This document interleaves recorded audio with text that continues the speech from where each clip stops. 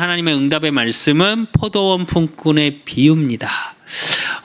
많이 아시는 비유죠.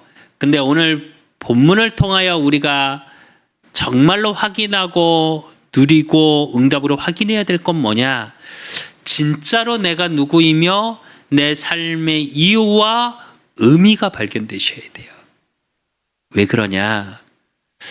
많은 사람들은 내 상황에 맞춰서 오늘 본문도 제가 평신도 때 오늘 지난주에 봤던 마태복음 19장 30절 그러나 먼저 된 자로서 나중되고 나중된 자로서 먼저 될 자가 많으니라.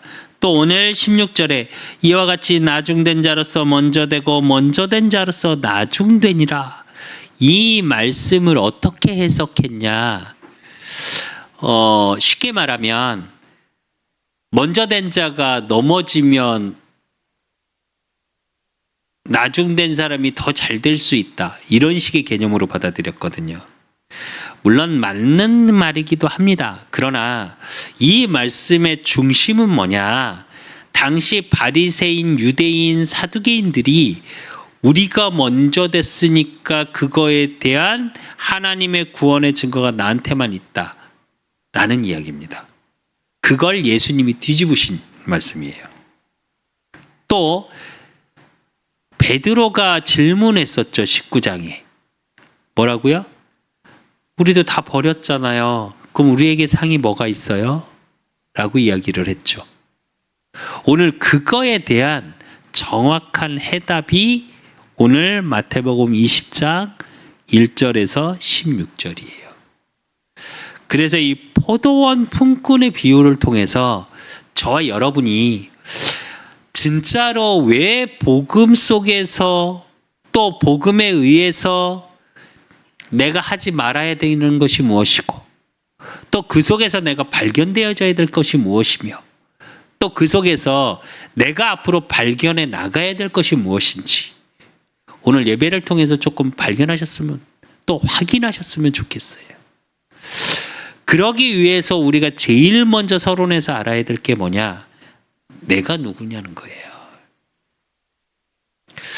많은 사람들은요, 나를 어디서 찾죠? 나를 소개할 때 여러분은 어떻게 소개하십니까? 이제 우리나라만 있는 문화가 하나 있죠. 이름을 묻고 그 다음에 뭘 물어요? 나이를 묻죠. 몇 년생이세요? 예. 그게 우리나라만 있는 문화랍니다. 다른 나라에서는 그렇게 나이를 중요시하지는 않거든요. 친구 관계나 모든 부분에서. 근데 이제 그렇게 묻죠. 그래서 나를 소개할 때 보통 뭐라고 소개해요? 이름과 나이, 기본적으로. 그 다음에 나를 소개하는 또 하나가 뭐예요? 직업. 무슨 일을 하냐? 또 나를 소개할 때 뭘 소개하죠? 어디 출신? 특히 우리나라 고향이 어디예요? 라고 질문하죠. 근데 한번 생각해 봅시다. 여러분의 이름이 여러분이십니까? 여러분의 출신, 여러분이 갖고 있는 스펙, 즉 내 직업, 어느 학교 출신이고 어느 직업을 가졌고 내가 어느 지역 출신이고 이게 여러분이십니까? 그건 여러분의 환경이겠죠. 또 여러분의 이름도 부모님이 어떤 의미를 가지고 지어주신 거죠. 지어주신 거겠죠. 조부모님이나 부모님이. 또 나를 대부분의 사람들은 어디서 찾냐? 다른 사람이 말하는 나, 다른 사람이 보는 나, 너는 이런 사람 같아 라고 하는 데서 나를 찾죠. 또 어떤 사람은 어떻습니까? 내가 생각하는 나가 있어요. 거기서 나를 또 찾죠. 그게 여러분 자신인 것 같으십니까? 근데 그거 아십니까? 이렇기 때문에 혼란스럽고 내가 누구인지 아는 게 정말 어려운 겁니다. 왜냐? 이름, 스펙, 출신, 내가 가진 것들, 또 다른 사람이 말하는 나, 내가 생각하는 나, 여기서 이것들이 쌓여져서 내가 생각하는 나, 이건요 다 외부적인 조건입니다. 그래서 많은 철학에서 또 인문학에서 얘기하죠. 네 안에서 너를 발견해라. 발견되어지십니까? 그래서 소크라테스의 그 말이 지금도 명언으로 남아있는 겁니다. 너 자신을 알라. 왜? 자신을 모르니까요. 그거에 대한 해답이 성경에만 나와 있습니다. 창세기 1장 27절에 보니까 우리는 하나님의 형상대로 창조된 인간, 그래서 영적인 존재인 인간, 그 인간이 창세기 3장 1절에서 6절의 말씀처럼 하나님을 떠나서 형상을 잊어버렸어요. 그러니까 아무리 나를 찾고 싶어도 이름에서 찾고 출신에서 찾고 스펙을 만들고 성공을 하고 다른 사람들의 눈을 통해서 또 내 자신의 나 자신을 자아를 훈련시켜서 나를 찾으려고 하는데 찾아지질 않아요. 왜요?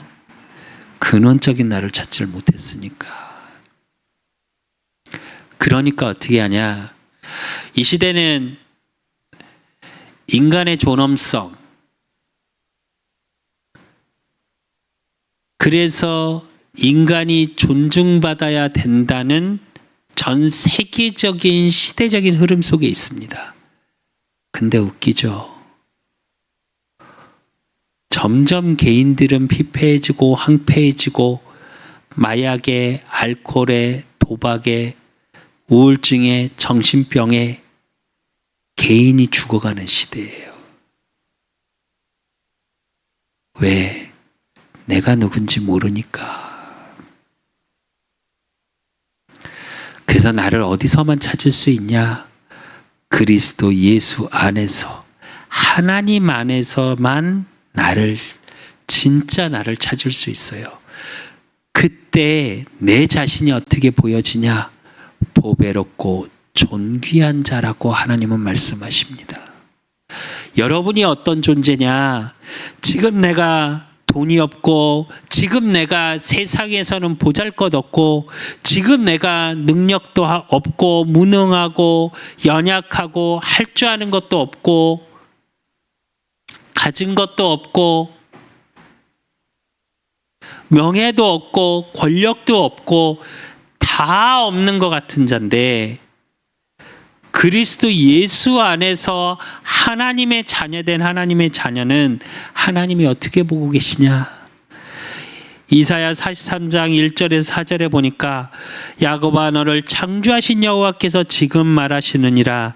이스라엘아 너를 지으신 이가 말씀하시느니라. 너는 두려워하지 말라. 내가 너를 구속하였고 내가 너를 지명하여 불렀나니 너는 내 것이라. 내가 물 가운데 지날 때에 내가 너와 함께 할 것이라. 강을 건널 때에 물이 너를 침몰하지 못할 것이며 내가 불 가운데로 지날 때에 타지도 아니할 것이요 불꽃이 너를 사르지도 못하리니 대전하는 여호와 내 하나님이요 이스라엘의 거룩한 이요 내 구원자임이라. 내가 애굽에서 너를 속량물로 구스와 스바를 너를 대신하여 주었노라. 내가 내 눈에, 하나님 눈에, 여러분 한 명 한 명 하나님의 형상을 회복하는 하나님의 자녀, 그 속에 있는 나, 그 존재가 뭐라 그러냐? 하나님이 보시기에 내가 하나님 눈에, 내 눈에 보배롭고 존귀하며 내가 너를 사랑하였은즉 내가 내 대신 사람들을 내어주며 백성들이 내 생명을 대신하리니 이래요. 여기서 나를 찾지 못하면 여러분 세상 것 속에, 출신 속에, 스펙 속에, 사람들이 말하는 나 속에 나를 찾으면 어떻게 되냐? 진짜 나는 보이지 않고요. 만들어져간 나만 보이기 때문에 공허해지는 겁니다. 그래서 외롭고요. 함께 하고 있는데 외롭고 공허하고, 그러니까 채우기 위해서 술을 마시고 도박을 하고 마약을 하는 거예요. 근데 그걸로 채워집니까? 더 공허해지죠. 그래서 여러분, 진짜 내가 누구인지 아셔야 하고요. 그걸 그리스도 예수 안에서, 복음 안에서 나를 찾지 못하면 여러분의 삶에 나를 찾지 못했기 때문에 당연히 삶의 이유, 삶의 의미가 찾아지지 않는 겁니다. 많은 사람이 착각하죠. 내 삶의 이유, 의미가 어떤 사람은 가족에게 있다고 하고요. 어떤 사람은 돈에 있다고 하고요. 어떤 사람은 성공에 있다고 이야기합니다. 그런데 그거 아십니까? 돈 때문에 두렵고 괴롭고 공허하고 외롭고요. 가족 때문에 상처받고 두렵고 외롭고 공허하고요. 성공의 자리에 섰는데 모든 것을 다 가진 자 같은데 공허하고 외롭고 허하고요.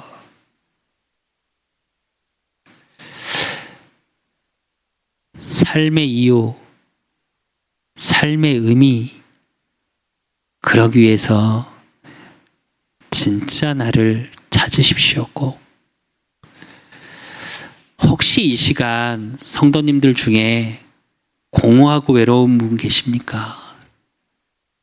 진짜 하나님이 함께 하시는 것 같은데도 외롭고 나는 왜 이렇게 공허한가 싶으신 분들 있습니까? 나는 그리스도 예수 안에 있는데 돈이 왜 없을까? 나는 그리스도 예수 안에 있는데 내 만남은 왜 이럴까? 그리스도 예수 안에 있는데 나는 왜 점점 더 어려워질까? 라고 고민하고 계신 성도님들 계십니까? 한번 바꿔보십시오. 내가 하나님 자녀이기 때문에 지금 문제, 사건 아무것도 없는 거구나. 내가 하나님의 자녀이기 때문에 내 삶의 이유와 내 삶의 의미가 정말 말씀 안에서 제대로 발견되는 과정 속에 있는 거구나. 라는 것이 발견되어지는 여러분의 삶이 달라지겠죠. 여러분의 삶의 의미가 달라지겠죠. 여러분의 그렇다면 오늘이 달라집니다. 오늘이 달라지면 어떻게 되냐? 여러분의 미래가 달라져요. 그러면 과거에 상처받았다고 생각했던 많은 것들이 뭘로 바뀌냐? 발판으로 그때 바뀌는 겁니다. 과거에 어려웠던 많은 것들이 하나님이 나를 그릇으로 만들어가는 과정이구나. 한 영화에서 한 장면을 봤습니다. 한 아가씨가 이제 있는데 서빙을 하는, 우리로 얘기하면 웨이터죠. 서빙을 하는 분이 너무 그 아가씨가 고민하고 있으면서 무언가를 질문을 해요. 그러니까 뭐라고 얘기하냐? 그 서빙하시는 분이 뭐라고 얘기하냐? 하나님이 살아계시다면 한번 생각해봐라. 인내를 달라고 기도하면 하나님은 인내를 발휘할 수 있는 기회를 주신다. 또 용기를 달라고 기도하면 용기를 낼 수 있는 기회를 주신다. 또 가족을 사랑하고 주변을 사랑하게 해달라고 기도하면 우리 감정이 갑자기 뿅 해서 눈에 막, 우리 왜 만화나 영화에서 보는 것처럼 막 눈에 하트가 그려져서 갑자기 내 감정과 이런 것들이 변화되는 게 아니라 뭐라고요? 사랑할 수 있는 기회를 하나님이 주실 거다. 여러분, 근데 그거 아십니까? 하나님은 여러분에게 계속 기회를 주고 계시는데 여러분은 문제가 싫고요. 용기를 낼 수 있는 기회를 주신 거고, 인내를 발휘할 수 있는 기회를 주신 거고, 내 주변을, 가족을 사랑할 수 있는 기회를 주시는데 그 기회의 포장지가 뭔지 아십니까? 문제, 사건이에요. 우리로 얘기하면 어려움이죠. 많은 사람은 그 어려움을 싫어합니다. 그리고 불평불만하죠. 진짜 내 삶의 이유, 의미가 분명하다면, 내가 누구인지 그 정체성이 분명하다면 그 속에서 하나님이 내게 주신 기회라는 게 발견되어지겠죠.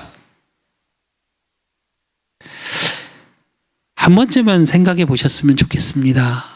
여러분이 오늘을 살아가면서 하나님이 내게 주신 많은 문제, 사건 속에서 내가 그것이 기회로 보여지고, 그 기회 속에서 내가 누구인지 보여지고, 내 삶의 의미와 이유가 분명하게 발견되어지는지, 그 사람은 행복할 거고요.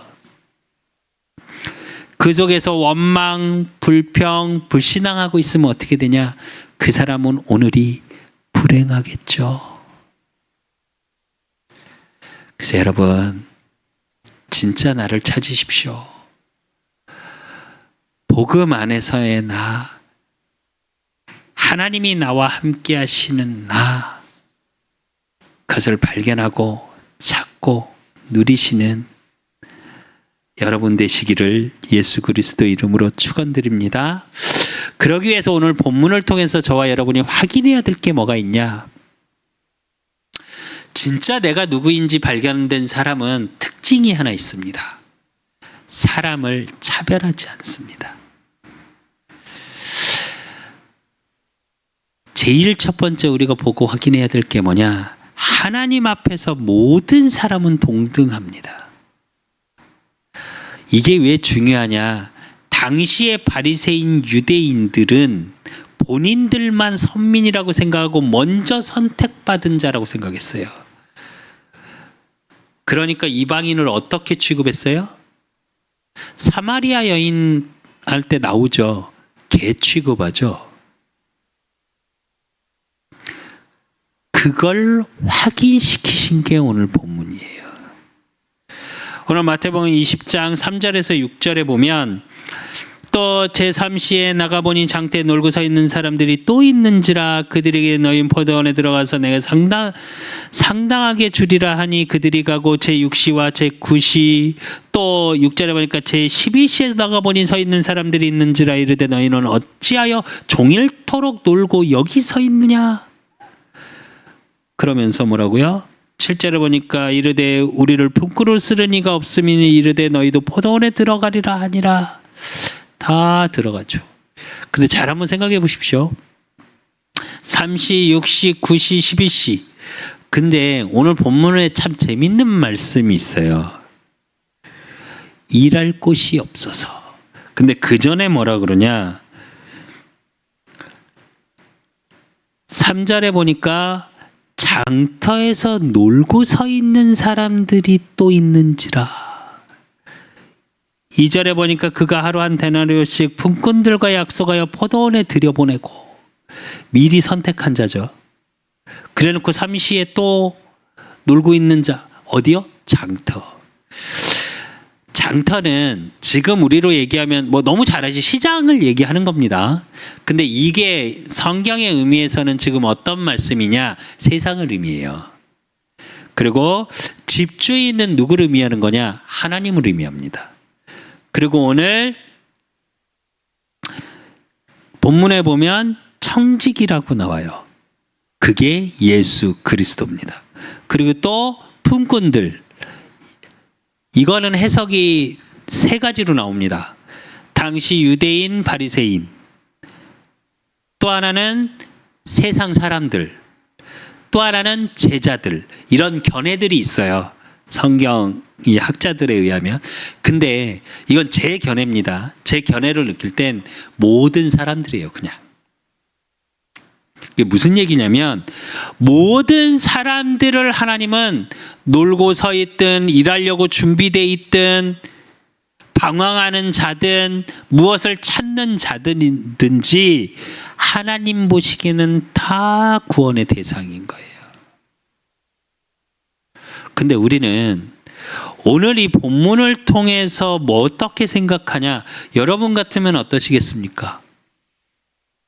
판단하겠죠. 잘 보세요. 2절에 보면 품꾼들이 준비돼서 일하러 갔어요. 이건 준비된 자들이겠죠. 그렇죠? 근데 3절에 보니까 장터에 놀고 서 있는 사람들이에요. 또 5절에 보니까 그와 같이 하고 본인 사람들이 또 있는지라 이르되 너희는 어찌하여 종일토록 놀고 여기서 있느냐 이래요. 근데 뭐라 그러냐? 쓰는 이가 없어서.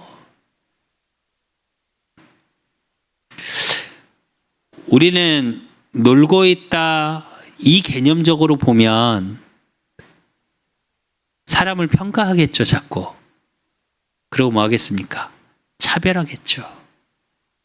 근데 하나님은 안 그러십니다. 바리새인 유대인들이 우리만 선민이고 우리만 택함 받았다고 얘기를 하고 이방인은 아니라고 말했는데 사실은 그게 구약의 준에서 한 말이거든요. 근데 출애굽기 12장 43절에서 49절에 보면 여호와께서 모세와 아론에게 이르시되 유월절 규례는 이러하니라. 이방 사람은 먹지 못할 것이나 각 사람이 돈으로 산 종은 할례를 받은 후에 먹을 것이며 거류인과 타국 품꾼은 먹지 못하리라. 한 집에서 먹되 그 고기를 조금도 집 밖으로 내지 말고 뼈도 꺾지 말지며 이스라엘 회족이 다 이것을 지킬지니라 이래요. 유월절을 이야기하면서 하나님이 뭐라고 그래요? 이방 종들은 할례를 하고 먹으라 그래요. 할례는 뭘 의미하죠? 피 흘림을 얘기합니다. 그러니까 사실은 하나님 입장에서 모든 사람은 동등된 거예요. 또 로마서 3장 22절에서 24절에 보면 곧 예수 그리스도를 믿음으로 말미암아 모든 믿는 자에게 미치는 하나님의 은이 차별이 없느니라 그래요. 모든 사람이 죄를 범하였으며 하나님의 영광에 이르지 못하더니 그리스도 예수 안에 있는 성령으로 말미암아 하나님의 은혜로 값없이 의롭다 하심을 얻은 자 되었느니라 그래요. 뭘 말하는 겁니까? 똑같이 다 죄인이다. 그런데 하나님의 은은 뭐라고요? 차별이 없다 그럽니다. 이걸 왜 저와 여러분이 조금 알아야 되냐? 하나님의 자녀가 가져야 될 기준이 이거예요. 물론 사람에 따라 분류는 해야 되는 게 맞아요. 왜냐하면 우리가 그러잖아요. 영향을 받잖아요. 그러니까 막 불신앙하고 조금 불평하고 하는 분들의 말을 조금은 걸러들을 만큼 이렇게 해야 되는 부분은 있어요. 그러나 우리도 모르게 뭐가 있냐? 직업에 따라, 출신에 따라 뭐예요? 차별하려고 그러죠. 사실은 차별이에요. 제가 예전에 설교하면서 한번 그런 말씀을 드린 적이 있습니다. 수준이라는 단어. 제가 요즘 정말 많이 느껴요. 하나님의 은혜죠. 제가 엊그저께 그런 말을 했습니다. 우리 이영경 사모하고 둘이 이렇게 걸어가면서 제가 그런 고백을 좀 했어요. 내가 참 교만했었던 것 같다. 하나님 앞에서, 사람 앞에서 굉장히 교만했던 것 같아. 그래서 하나님이 나의 그 교만을 낮추시려고 이 일도 하게 하시는 것 같다. 일용직 일을 하면서 우리가 소위 말하는 노가다라고 하죠. 건설 일, 뭐 이렇게 일용직 일을 하면서 제가 요즘 느끼는 것 중에 하나예요, 이게. 굉장히 수준 있다고 말하는 사람들이나 우리가 소위 말하는 세상에서 바닥 일을 한다고 느끼는 사람들이나 이게 수준이 되게 다르다고 세상에서는 말을 하죠. 그리고 우리는 그 세상의 기준으로 사람을 자꾸 평가하려고 그러죠. 보이지 않게 교회에서도 엘리트와 뭐 이런 것들을 나누는 성향들이 조금 있습니다. 여러분, 진짜 하나님의 자녀는 그거 하시면 안 됩니다. 제가 일을 하면서 정말로 무시도 당해봤고요. 같이 일하는 사람끼리도 무시를 하시더라고요. 어떤 분들은. 근데 저는 그런 부분에서 별로 흔들리질 않았거든요. 그게 왜 그러냐. 뭐 제가 누군지 아니까. 제 삶의 이유와 의미가 그 자리에 있는 게 아니니까. 그러나 그런 걸 통해서 느낀 게 하나 뭐냐. 수준이라고 말하는 게 참 우스운 거구나, 세상 것은. 이었어요. 다음 주에는 이제 교회에 대한 의미를 조금 보게 될 겁니다. 교회만큼은 또 하나님의 자녀들만큼은 그런 걸로 나누지 마십시오. 그러면 누가 가장 우스워지냐? 내 자신이 가장 우스워져요. 여러분 자신이. 하나님의 자녀로 좀 멋있었으면 좋겠습니다. 제가 그래서 우리 후대들에게 매번 강조하는 게 하나 있습니다. 상대적인 거에서 나를 찾지 말라는 말을 그래서 자주 해요. 하나님 앞에서 모든 영혼은 구원의 대상일 뿐입니다. 모든 영혼은 귀합니다.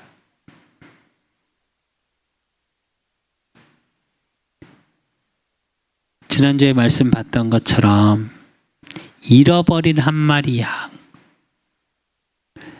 그걸 찾는 게 하나님이세요. 그래서 저와 여러분만큼은 정말 복음 가진 하나님의 자녀들만큼은 사람을 차별하지 마십시오. 그리고 두 번째 안 해야 될 게 뭐냐? 믿음의 열매도 동등하다는 걸 아셔야 돼요. 우리는 자꾸 믿음에 관한 것도 세상 기준으로 믿음이 좋다, 나쁘다 평가하려고 할 때가 있습니다. 그래서 오늘 본문에 보면 마태복음 20장 8절에 10절에 보면 아침부터 간 사람이나 3시에, 6시에, 9시에, 11시에 간 모든 사람이 모두 한 데나리온씩 받습니다. 이걸 이제 우리 세상 기준으로 보면 이해되십니까? 억울하잖아요. 억울하잖아요. 나는 하루 종일 더운 데서 땀 흘렸고 누구는 1시간밖에 일 안 했는데. 근데 이건 뭘 의미하냐? 우리가 세상에서 말하는 일을 의미하는 게 아니에요.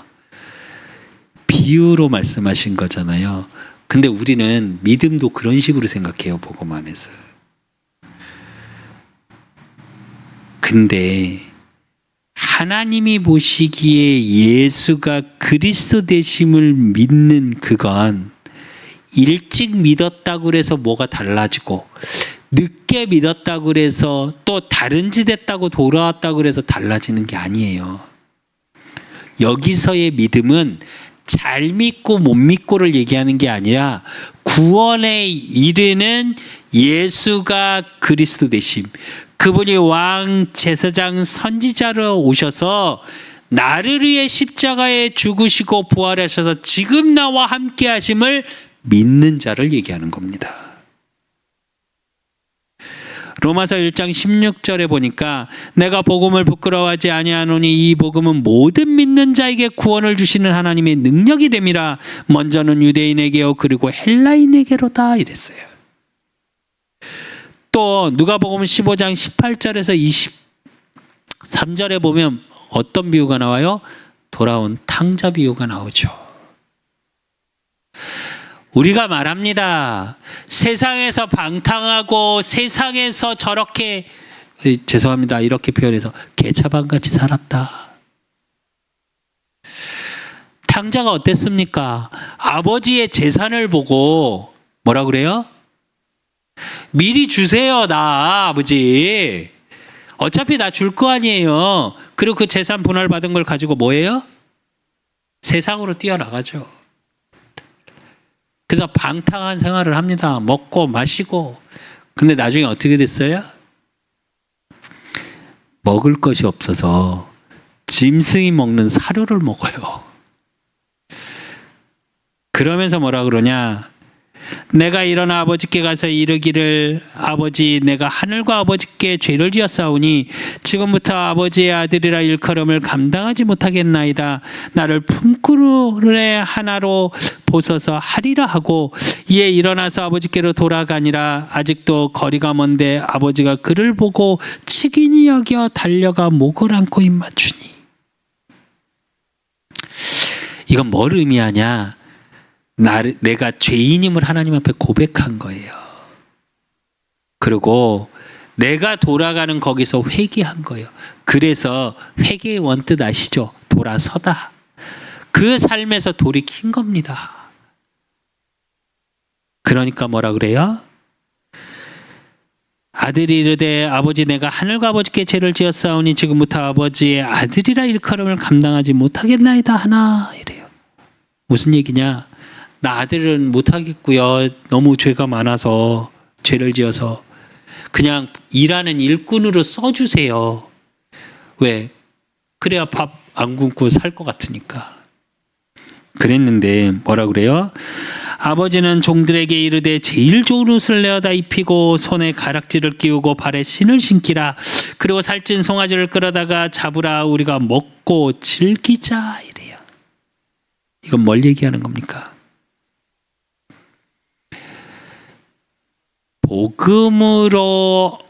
복음에 의한 복음에 대한 믿음은 모두 똑같은 거예요.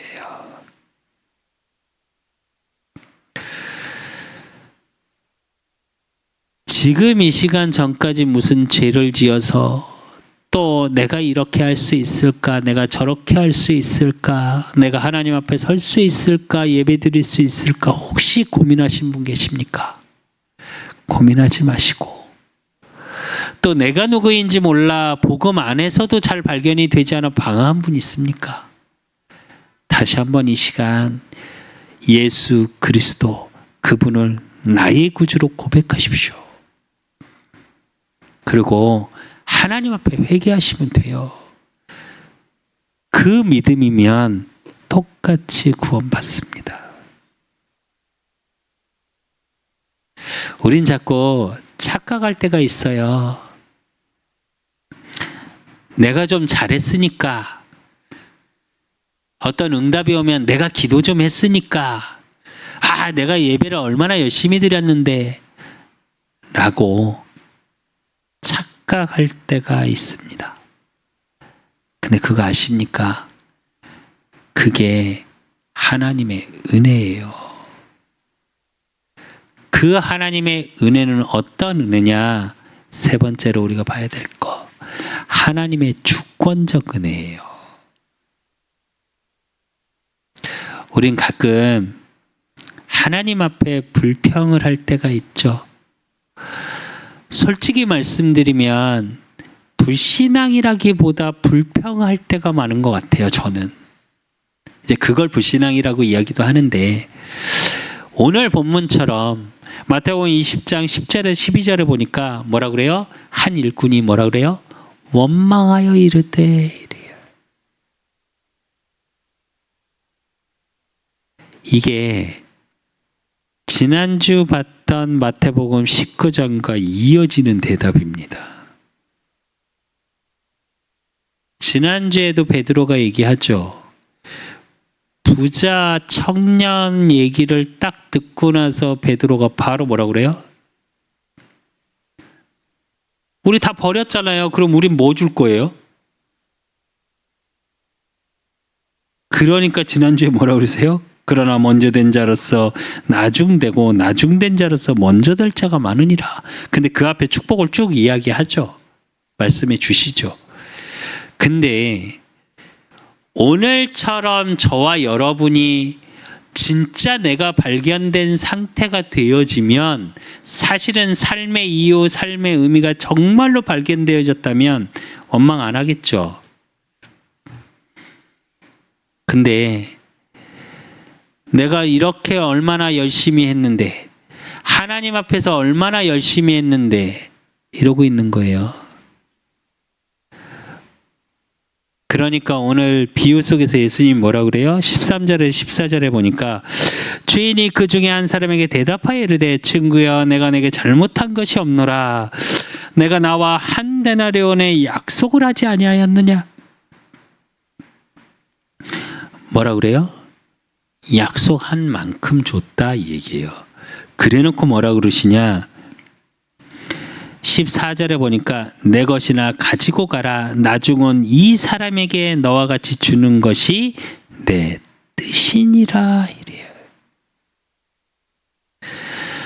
하나님이 은혜를 주시는 그 부분에서 또 응답을 주시는 부분에서 우리는 하나님 앞에 내 열심을 드러낼 때가 너무 많죠.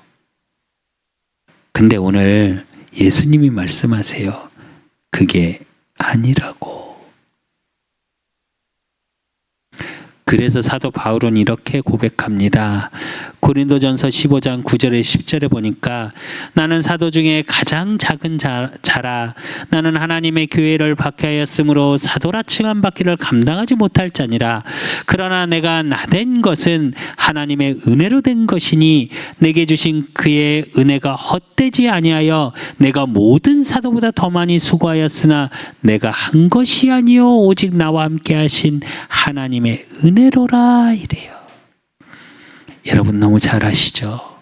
사도 바울이 전도 때문에, 복음 전하는 것 때문에 결혼도 못할 만큼, 결혼을 안 한 게 아니에요. 비혼주의자가 아니라 복음 전하기 바쁘고 제자 세우고 교회 세우는 그 일이 바빠서 결혼을 못할 정도로 모든 목사님들의 롤모델이 성경에 나온 사도 바울이에요. 13권의 서신서를 쓸 만큼 곳곳에 제자를 세운 사도 바울. 그 사도 바울이 뭐라고 그래요? 나는 사도 중에 작은 자다. 내가 나된 것은 뭐라고요? 하나님의 은혜로라 이래요. 사도 바울의 이 고백처럼 누가 먼저 되고 누가 나중 되고 내가 뭘 열심히 했고 내 의를 드러내는 것이 아니라 하나님의 주권적 은혜 속에 내가 있음을 확인하는 저와 여러분이 삶이 되셔야 돼요.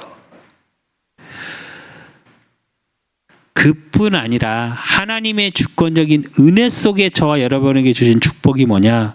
베드로전서 1장 3절에 4절에 보면 우리 주 예수 그리스도의 아버지 하나님을 찬송하리로다. 그가 많으신 긍휼대로 예수 그리스도를 죽은 자 가운데서 부활하게 하심으로 말미암아 우리를 거듭나게 하사 산 소망 있게 하시며.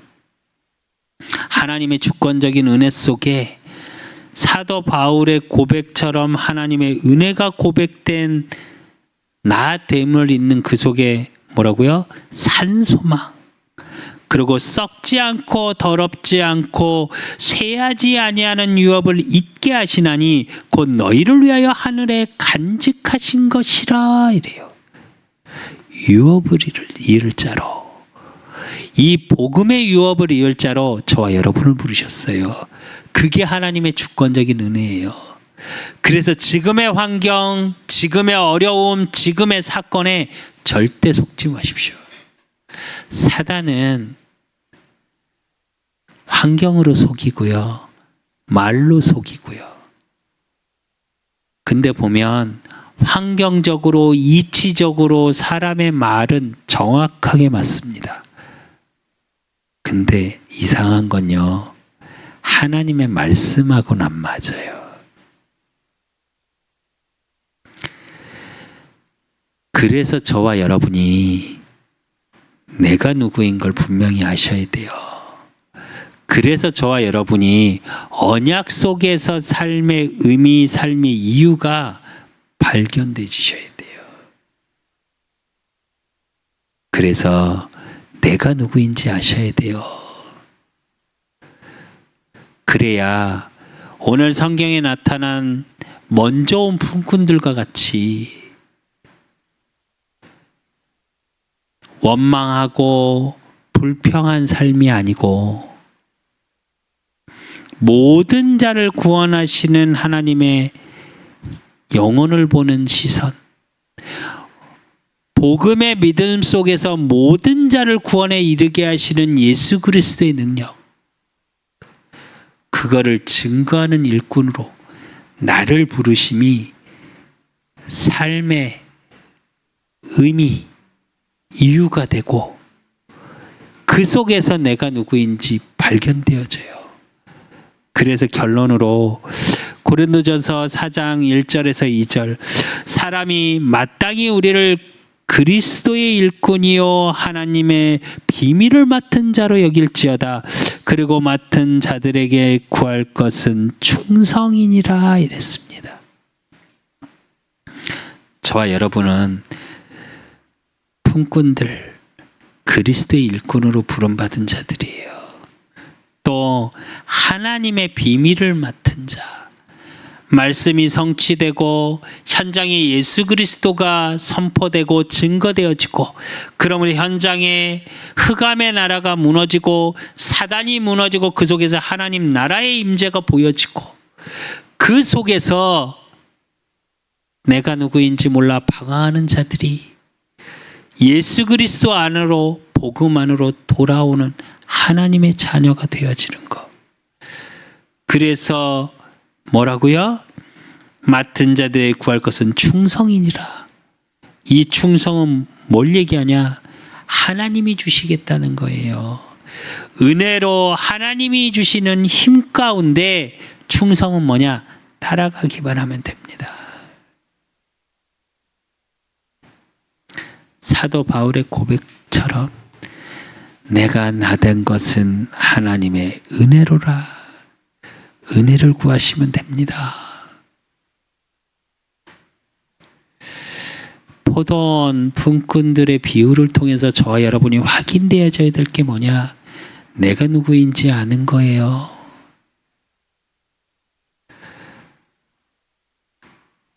그 속에서 내 삶의 의미와 이유가 그리스도의 일꾼이요 하나님의 비밀을 맡은 자로, 충성된 자로,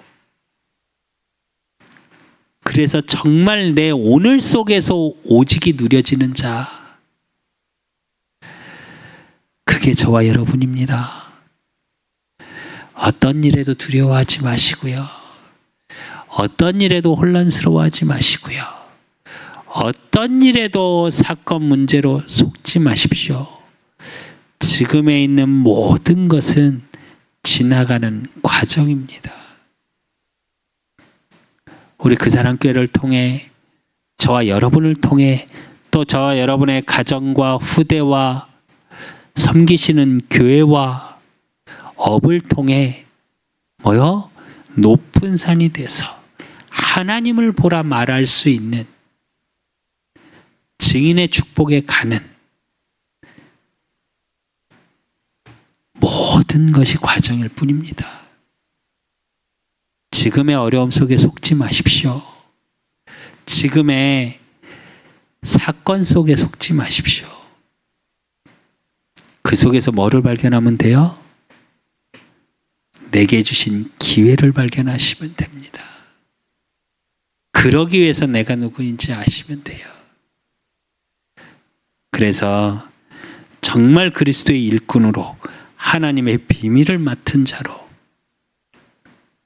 하나님이 주시는 393의 비밀, 하나님이 내게 주시는 하나님의 은혜가 풍성히 누려지고 임마누엘의 축복이 누려지고 보좌의 능력이 여러분의 삶을 통해 드러나는 참 증인의 축복 속에 있으시기를 예수 그리스도 이름으로 축원드립니다. 하나님 아버지 감사합니다. 오늘 원망하는 품꾼들을 봤습니다. 또 놀고 있었으나 늦게 들어갔으나 정말 예수 그리스도를 믿음으로 말미암아 하나님의 동등됨의 구원 속에 하나님 한 데나리오씩 똑같이 구원의 축복을 받은 자들도 봤습니다.